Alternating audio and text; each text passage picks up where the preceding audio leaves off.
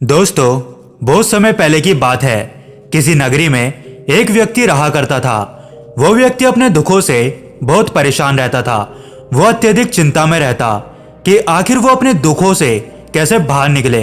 वो अपने दुखों का कारण समझ ही नहीं पा रहा था। मानो उसे ये समझ ही नहीं आ रहा था कि आखिर इतने सारे दुख उसे इस तरह से घेरे हुए क्यों हैं। वो जब भी किसी एक दुख से बाहर निकलता तो उसे कई और सारे दुख वापस अपने घेरे में ले लेते। वो जिस गांव में रहा करता था, उस गांव के लोगों ने उसे तरह तरह की सलाह दी, तरह तरह के उपाय बताए, और जो भी उसे कोई उपाय बताता वो उस उपाय को करने में कभी देरी नहीं करता था। उसने कई तरह के उपाय किए, लेकिन अभी तक उसे कोई भी समाधान नहीं मिला था। फिर एक दिन वो एक तांत्रिक के पास गया। उस तांत्रिक ने उसे कुछ उपाय बताया और उसके हाथ में एक काला कपड़ा रख दिया जिसमें कुछ सामान था। उस सामान को उसे एक पेड़ की ऊंचाई पर लटकाना था। वो इस उपाय को करने के लिए एक ऊंचे पेड़ की खोज करता है, और जब वो पेड़ पर चढ़कर उस पेड़ के सबसे ऊपरी स्तर पर वो काला कपड़ा बांधने का प्रयास कर रहा होता है, तभी अचानक से वो नीचे गिर जाता है। गिरने के बाद वो जोर से चिल्लाता है कि हे भगवान, क्या अब मुझे मारकर ही दम लोगे? आखिर आपने मेरे जीवन में इतने दुख क्यों दिए हैं? आखिर तुम्हें मेरे जीवन में इतने दुख देकर क्या मिल रहा है? बाकी लोगों को देखो, वो कितने खुश हैं, कितनी खुशी से अपना जीवन बिता रहे हैं, लेकिन आपने तो मेरा जीवन ही बर्बाद कर दिया। सारी तकलीफें, सारे दुख आपने मेरे ही जीवन में भर दिए। वो व्यक्ति जोर जोर से चिल्लाकर यह कह ही रहा था कि तभी उसके पास से एक बौद्ध भिक्षु गुजर रहे थे। जब उन्होंने उसकी आवाज सुनी तो वो वहीं पर रुक गए, और वो व्यक्ति जो कुछ भी कह रहा था वो सारी बातें वो ध्यान से सुनने लगे। जब उस व्यक्ति की सारी बातें समाप्त हो गई तब वो बौद्ध भिक्षु उसके पास गए और उससे कहने लगे कि भंते, क्या बात है? आखिर तुम इतने परेशान क्यों हो? आखिर तुम भगवान को क्यों दोष दे रहे हो? इसका जवाब देते हुए वो व्यक्ति उन बौद्ध भिक्षु से कहता है कि महाराज, मैं क्या बताऊं, मैं अपने जीवन के दुखों से बहुत परेशान हो चुका हूं। मैं उसके समाधान के लिए यहाँ पर आया था। इस पेड़ के ऊपरी तले पर यदि मैं इस काले कपड़े को बांध देता तो मेरे दुखों का समाधान हो जाता, लेकिन मेरी तो किस्मत ही खराब है। जब मैं ये कपड़ा वहां पर बांध रहा था तभी अचानक मेरा पैर फिसल गया और मैं वहां से नीचे गिर गया, जिस कारण मेरे पैर में अब मोच भी आ चुकी है और अब मैं ठीक से चल भी नहीं पा रहा हूँ। और इन सब की वजह वो ईश्वर ही है जिसने मेरे जीवन में इतने सारे दुख भर दिए, इतनी तकलीफें भर दी। बाकी लोग हमेशा खुश रहते हैं, खुशी से अपना जीवन व्यतीत कर रहे हैं, और एक मैं हूं कि इन दुखों के बोझ तले और तबाही चला जा रहा हूं। फिर उन बौद्ध भिक्षु ने उस व्यक्ति को शांत करवाया और उस व्यक्ति के पैर में जो मोच आई थी उसका भी इलाज किया। फिर उन्होंने उस व्यक्ति से कहा कि भंते, इस काले कपड़े से कुछ नहीं होगा, क्योंकि तुमने ऐसे कितने ही उपाय किए होंगे, ऐसे कितने ही तरीके अपनाए होंगे, लेकिन क्या उससे अभी तक तुम्हें कोई फायदा मिला? क्या तुम्हारे जीवन से दुख चले गए हैं? बौद्ध भिक्षु की यह बात सुनकर वह व्यक्ति उनके चरणों में गिर पड़ा और कहने लगा कि हे महाराज, लगता है आप तो ज्ञानी हैं। आपने तो वो सब कुछ बता दिया जो मैंने आज तक अपने जीवन में किया है, लेकिन अभी तक मुझे अपने दुखों से छुटकारा नहीं मिला। आप मुझे कोई ऐसा मार्ग बताइए, कोई ऐसा चमत्कार कीजिए जिससे मेरे सारे दुख हमेशा हमेशा के लिए खत्म हो जाए और मैं भी अपने जीवन को खुशी खुशी जी सकूं। उस व्यक्ति की ये बात सुनकर वो बौद्ध भिक्षु मुस्कुराते हैं और उससे कहते हैं कि भंते, तुम्हारे जीवन में 3 ऐसे लोग हैं जिन्होंने तुम्हारे जीवन में दुख भर दिया है और वही तुम्हारे दुख का कारण है। यह बात सुनकर वो व्यक्ति उन बौद्ध भिक्षु से पूछता है कि हे गुरुवर, मुझे भी ऐसा ही लगता है कि कोई तो ऐसा अवश्य है जो मेरे जीवन में दुख भर रहा है, मुझे तकलीफ दे रहा है, जो मुझसे जलता है, लेकिन ये 3 लोग होंगे यह मुझे नहीं पता था। हे गुरुवर, वो 3 लोग कौन हैं? कृपया करके मुझे बताइए, मैं जानना चाहता हूँ कि वो कौन है जिन्होंने मेरा पूरा जीवन बर्बाद कर दिया है। वो बौद्ध भिक्षु कहते हैं कि भंते, इसका जवाब तुम्हें अवश्य मिलेगा, लेकिन अभी नहीं, तुम कल सुबह को मेरी कुटिया पर आना, वहीं पर मैं तुम्हारी समस्या का तुम्हें समाधान बताऊंगा, और वो 3 लोग कौन हैं इसके बारे में भी मैं तुम्हें अवश्य बताऊंगा। और इतना कहकर वो बौद्ध भिक्षु वहां से अपने मार्ग की तरफ आगे चल पड़े। और वो व्यक्ति भी यह सुनकर बहुत खुश हुआ कि अब उसे अपनी समस्या का समाधान मिल जाएगा। ये सोचता हुआ वो अपने घर की ओर चल गया, लेकिन रात भर उसे नींद ही नहीं आई। उसके दिमाग में केवल एक ही बात चल रही थी कि आखिर वो 3 लोग कौन हैं जिन्होंने मेरा पूरा जीवन बर्बाद कर दिया। वो एक एक करके हर किसी के बारे में सोचने लगा और वो ये भी सोचता कि किस तरह से उन्होंने उसके जीवन में दुख भर दिया है। जैसे तैसे करके उसने वो रात काट ली और अगली सुबह वो उन बौद्ध भिक्षु के आश्रम में पहुंच जाता है और बौद्ध भिक्षु से कहता है कि हे गुरुवर, जैसा कि आपने कहा था कि तुम कल सुबह मेरी कुटिया पर आ जाना, तो मैं आ चुका हूं। अब आप मुझे बता दीजिए कि वो कौन से ऐसे 3 लोग हैं जिन्होंने मेरे जीवन में दुख भर दिया है, मेरे जीवन को बर्बाद करके रख दिया है। मैं उन तीनों दुश्मनों के नाम जानना चाहता हूं। वो तीनों कौन हैं? आप मुझे बताइए। कहीं वो मेरे पड़ोसियों में से तो कोई नहीं, या फिर मेरे मित्रों में से, या फिर मेरे परिवार का ही तो कोई नहीं है। हे गुरुवर, वो कौन है? कृपया मुझे उनका नाम बताने का कष्ट करें।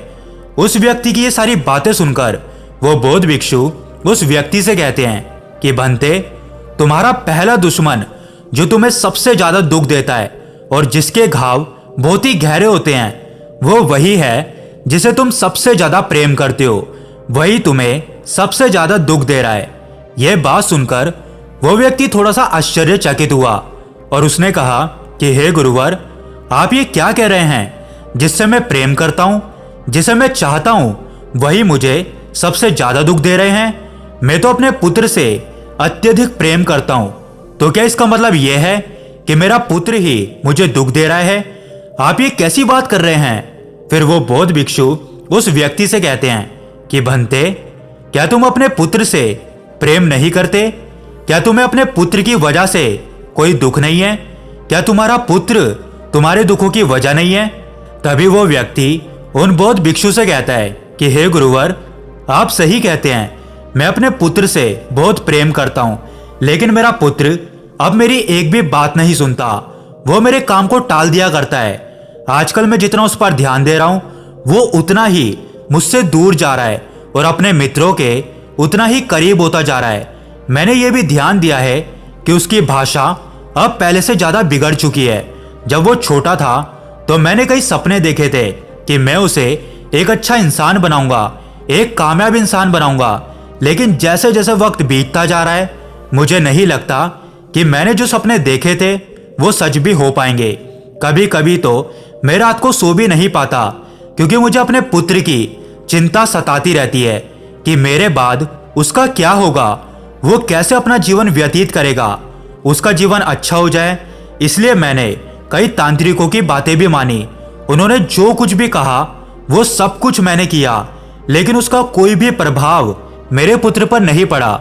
इसके बाद वो बौद्ध भिक्षु उस व्यक्ति से कहते हैं कि बंते, यदि तुम्हारा पुत्र भी तुमसे प्रेम करता होगा तो वो भी दुख में ही होगा। तुम उससे जाकर पूछो कि तुम्हारी वजह से वो भी कितने ही दुख झेल रहा होगा। तब वो व्यक्ति उन बौद्ध भिक्षु से कहता है कि हे गुरुवर, तो इसका अर्थ हुआ क्या कि मैं जिन लोगों से प्रेम करता हूं, जिन लोगों को मैं चाहता हूं, क्या वो सभी मेरे दुख के कारण हैं? इसका जवाब देते हुए वो बौद्ध भिक्षु उस व्यक्ति से कहते हैं कि नहीं बंते, ये प्रेम बहुत ही अजीब होता है। इसे तुम जितना पकड़ने की कोशिश करोगे, ये उतना ही तुम्हारे हाथ से फिसलता जाएगा। दोस्तों, महात्मा बुद्ध भी कहते हैं कि हमारे दुखों का कारण चीजों को पकड़ लेना है, और जब वो चीजें हमसे दूर होने लगती है, हमसे छूटने लगती है, तो हमें दुख होता है, तकलीफ होती है, पीड़ा होती है। आगे वो व्यक्ति उन बौद्ध भिक्षु से कहता है कि गुरुवर, यह तो ठीक है, लेकिन आप मुझे मेरे दूसरे शत्रु के बारे में बताइए, जिसके कारण मेरे जीवन में दुखों का सैलाब उमड़ा हुआ है। वो कौन है? इसका जवाब देते हुए वो बौद्ध भिक्षु उस व्यक्ति से कहते हैं कि बंते, ये वो लोग हैं जिन्हें तुम नहीं चाहते, अर्थात तुम्हारे शत्रु, जिन्हें ना तो तुम चाहते हो और ना ही जो तुम्हें चाहते हैं। फिर भी ना चाहते हुए भी तुम सभी का ध्यान एक दूसरे पर ही लगा रहता है। इसलिए जो भी तुम चाहते हो वो तुम्हें नहीं मिल पाता, क्योंकि तुम्हारा सारा ध्यान तो अपने शत्रुओं पर होता है, अपने दुश्मनों पर होता है। जैसे कि अगर तुम्हारे शत्रु को कोई सुख मिलता है तो तुम्हें दुख की अनुभूति होती है, वहीं पर अगर तुम्हें सुख मिलता है तो तुम्हारे शत्रु को दुख की अनुभूति होती है। तुम अपनी खुशी पर इतना खुश नहीं होते जितना कि अपने शत्रु के दुख पर होते हो। तुम खुश रहो या दुखी रहो, यह तो तुम दोनों यानी कि तुम दोनों शत्रुओं पर निर्भर करता है, क्योंकि तुम दोनों ने अपने जीवन की बागडोर एक दूसरे के हाथों में सौंप दी है। वो जैसा चाहे वो तुम्हें नचा सकता है और तुम भी जैसा चाहो तुम उसे नचा सकते हो। ये बात सुनकर वो व्यक्ति उन बौद्ध भिक्षु से कहता है कि हे गुरुवर, आप सही कहते हैं, मेरा एक बहुत बड़ा शत्रु है जिसकी वजह से मुझे बहुत दुख पहुंचता है। मैं हमेशा यही सोचता रहता हूं कि किस तरह से मैं उसे दुख पहुंचाऊं, किस तरह से मैं उसकी तकलीफों का कारण बनूं ताकि मुझे खुशी मिल सके, ताकि मैं खुश हो सकूं।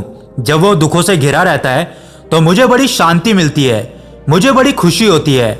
आपने बिल्कुल सही कहा मेरे शत्रु के बारे में। ये ऐसा शत्रु है जिसे मैं आज तक देख नहीं पाया।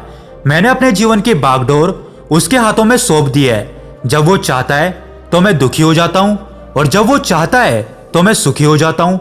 आपने बिल्कुल सही कहा, लेकिन आपने जो शत्रु बताए हैं वो मेरे भीतर ही हैं, क्योंकि मैंने ही अपनी बागडोर अपने शत्रुओं के हाथों में दे रखी है, जिस कारण मैं व्यर्थ ही दुखी और सुखी होता रहता हूँ।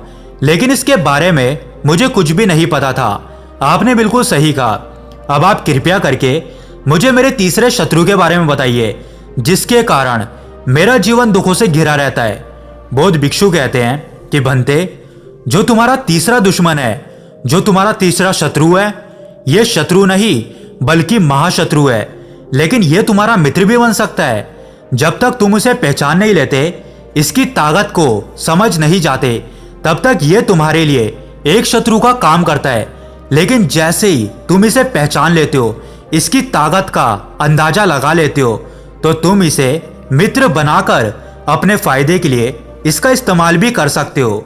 यह बात सुनकर वह व्यक्ति उन बौद्ध भिक्षु से कहता है कि हे गुरुवर, आप जल्दी बताइए वो कौन है, मैं जानना चाहता हूं, उसका नाम बताइए। तभी वो बौद्ध भिक्षु मुस्कुराने लगे और उससे बोले कि भंते, ये कोई और नहीं बल्कि तुम खुद हो। हाँ, तुम्हारा सबसे बड़ा शत्रु कोई और नहीं बल्कि तुम खुद ही हो। उन बौद्ध भिक्षु के मुंह से यह बात सुनकर वो व्यक्ति आश्चर्यचकित रह गया, उसे कुछ समझ नहीं आ रहा था। फिर वो उन बौद्ध भिक्षु से कहता है कि हे गुरुवर, आप ये क्या कह रहे हैं, मैं और अपना दुश्मन, मैं भला अपने आप को हानि क्यों पहुंचाऊंगा, मैं अपने आप ही अपने दुखों का कारण क्यों बनूंगा। तभी वो बौद्ध भिक्षु उस व्यक्ति से कहते हैं कि भंते, ये तुम नहीं जानते, लेकिन तुम ही अपने सबसे बड़े शत्रु हो और इसी अज्ञान के कारण तुम हमेशा दुखी रहते हो, क्योंकि ऐसे शत्रु जिन्हें तुम देख सकते हो उनके बारे में तो तुम सारी जानकारी इकट्ठा कर सकते हो और उन्हें हरा भी सकते हो, लेकिन वो शत्रु जिनके बारे में तुम्हें कुछ नहीं पता, उनसे तुम कभी नहीं जीत सकते। तुम्हें यह तो पता चल चुका है कि जब हम अपने आप को किसी चीज से जोड़ लेते हैं और वो चीज जब हमसे दूर हो जाती है तो हमारे अंदर दुख उत्पन्न होने लगता है, तकलीफें होती हैं। लेकिन वास्तविकता तो यही है कि उस चीज को एक ना एक दिन तो तुम्हें छोड़ना ही होगा, उस चीज से एक ना एक दिन तो तुम्हें अलग होना ही होगा। पर फिर भी तुम उन चीजों को पकड़कर रखते हो, उन चीजों से अलग नहीं होना चाहते और इसी कारण तुम्हें दुख होता है। इस बात का तुम्हें कोई अंदाजा नहीं है। तुम्हें यह पता है कि लालच बुरी बला है, फिर भी तुम लालच करने से बाज नहीं आते। तुम्हें पता है कि चिंता करना अच्छी बात नहीं है, लेकिन फिर भी तुम चिंता में डूबे रहते हो। रात को तुम्हें नींद नहीं आती, अपने आप को इस अग्नि में तपाते रहते हो। तुम ऐसे बहुत सारे काम करते हो जो कि एक शत्रु ही तुम्हारे साथ कर सकता है। तो क्या तुम अपने सबसे बड़े शत्रु खुद नहीं हुए? मेरी एक बात हमेशा याद रखना, जिन शत्रुओं को तुम देख सकते हो वो शत्रु तो एक दिन तुम्हें छोड़कर चले जाएंगे, लेकिन अपने आप को तुम कैसे छोड़ोगे? तुम अपने आप को नहीं छोड़ सकते और तुम ही अपने सबसे बड़े शत्रु हो, क्योंकि तुम हमेशा अपने साथ ही रहोगे और जीवन भर अपने साथ ऐसी ही दुश्मनी निभाते रहोगे। यह बात सुनकर उस व्यक्ति को यह तो समझ में आ गया कि वही अपने जीवन का सबसे बड़ा शत्रु है, लेकिन उसे यह नहीं समझ आ रहा था कि वो अब इससे कैसे बचे। तब वो बौद्ध भिक्षु से पूछता है कि हे गुरुवर, इससे बचने का कोई तो रास्ता होगा। तब वो बौद्ध भिक्षु कहते हैं कि जैसे तुमने अभी तक अपने आप को अपना सबसे बड़ा शत्रु बना रखा है, वैसे ही तुम अब से अपने आप को अपना सबसे बड़ा मित्र बना लो। और उसे बनाने का तरीका है कि तुम अपने अंदर से द्वेष, जलन और वासना को खत्म कर दो और उसकी जगह दया, विनम्रता, करुणा और प्रेम को अपने अंदर जगा दो। अगर तुम ऐसा कर लेते हो तो तुम पूरी तरीके से परिवर्तित हो जाओगे और अपने सबसे अच्छे मित्र बन जाओगे, जो तुम्हें जीवन में आगे की ओर बढ़ाएगा और तुम्हारे लक्ष्यों को प्राप्त करने में तुम्हारी मदद करेगा।